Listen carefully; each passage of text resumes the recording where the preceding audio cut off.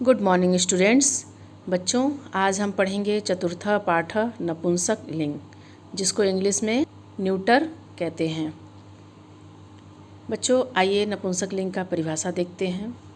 जो शब्द न पुरुष जाति का बोध कराते हैं न ही स्त्री जाति का बोध कराते हैं अपितु स्वतंत्र होते हैं, वे शब्द नपुंसक लिंग कहलाते हैं।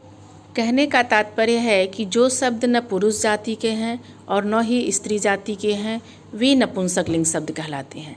जैसे हम निर्जीव वस्तुओं को नपुंसक लिंग की श्रेणी में रख सकते हैं, जिसमें निर्जीव का मतलब है जिसमें जान नहीं होती है।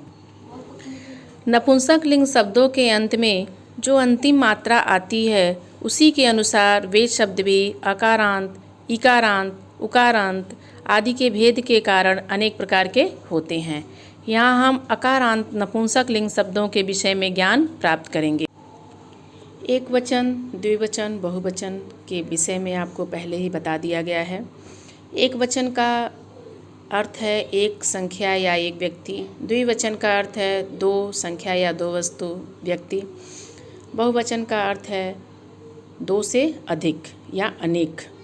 तो बच्चों, आइए मेरे साथ अभ्यास करिए। पुस्तकम, पुस्तकम मतलब किताब या पुस्तक। तो पुस्तकम एक वचन है, एक पुस्तक। पुस्तकें दो पुस्तकें या दो किताबें। पुस्तकानी अनेक पुस्तकें या अनेक किताबें। कमलम, कमलम मतलब कमल, एक कमल। कमले दो कमल। कमलानी अनेक कमल। फलम एक फल। फले दो फल। फलानी अनेक फल। पत्रम, पत्रम मतलब पत्ता। पत्रम मतलब एक पत्ता। पत्रे मतलब दो पत्ते। पत्राणी मतलब अनेक पत्ते। विमानम, विमानम का अर्थ जहाज होता है। विमानम मतलब एक जहाज। विमाने मतलब दो जहाज। विमानानी मतलब अनेक जहाज। आम्रम, आम्रम मतलब आम होता है, तो आम्रम एक आम। आम्रे दो आम। आम्राणी अनेक आम। पुष्पम, पुष्पम का मतलब होता है फूल। पुष्पम एक फूल। पुष्पे दो फूल। पुष्पाणी अनेक फूल। वस्त्रम, वस्त्रम का मतलब होता है कपड़ा। वस्त्रम एक कपड़ा। वस्त्रे दो कपड़े। वस्त्राणी अनेक कपड़े। नेत्रम, नेत्रम का मतलब होता है आँख। नेत्रम मतलब एक आँख। नेत्रे मतलब दो आँख। नेत्राणी मतलब अनेक आँख। मुखम, मुखम का मतलब होता है मुँह। मुखम एक मुँह। मुखे दो मुँह। मुखानी अनेक मुँह। गृहम, गृहम का मतलब होता है घर। गृहम एक घर। गृहे दो घर। गृहाणी अनेक घर।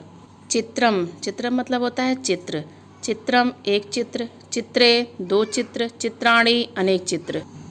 चक्रम, चक्रम का मतलब होता है पहिया। चक्रम एक पहिया। चक्रे दो पहिए। चक्राणी अनेक पहिए। छत्रम छाता। छत्रम का मतलब होता है छाता। छत्रम एक छाता। छत्रे दो छाते। छत्राणी अनेक छाते। क्षेत्रम, क्षेत्रम का मतलब होता है खेत। क्षेत्रम एक खेत। क्षेत्रे दो खेत। क्षेत्राणी अनेक खेत। पात्रम, पात्रम का मतलब होता है बर्तन।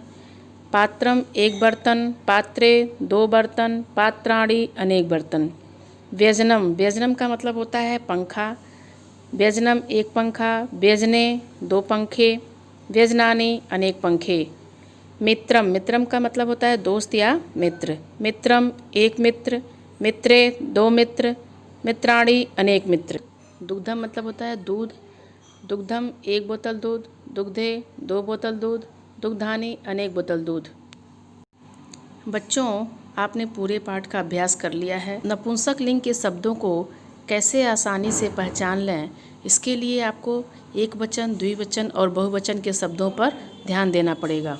एक वचन में आपके जो भी शब्द मिलेंगे उसमें अंतिम अक्षर म रहेगा और हलंत लगा रहेगा, जैसे कमलम, फलम, जलम इत्यादि। द्विवचन में आपका एक ही मात्रा रहेगा, जैसे फले, कमले, पुस्तके आदि। बहुवचन में अंतिम अक्षर नी रहेगा या अड़ पर छोटी ई की मात्रा रहेगा, जैसे पुस्तकानी, वस्त्राणी, पत्राणी, मित्राणी। ऐसे शब्द आपको अंतिम में मिलेंगे। आशा करती हूँ कि आपको नपुंसक लिंग समझ में आ गया होगा। धन्यवाद।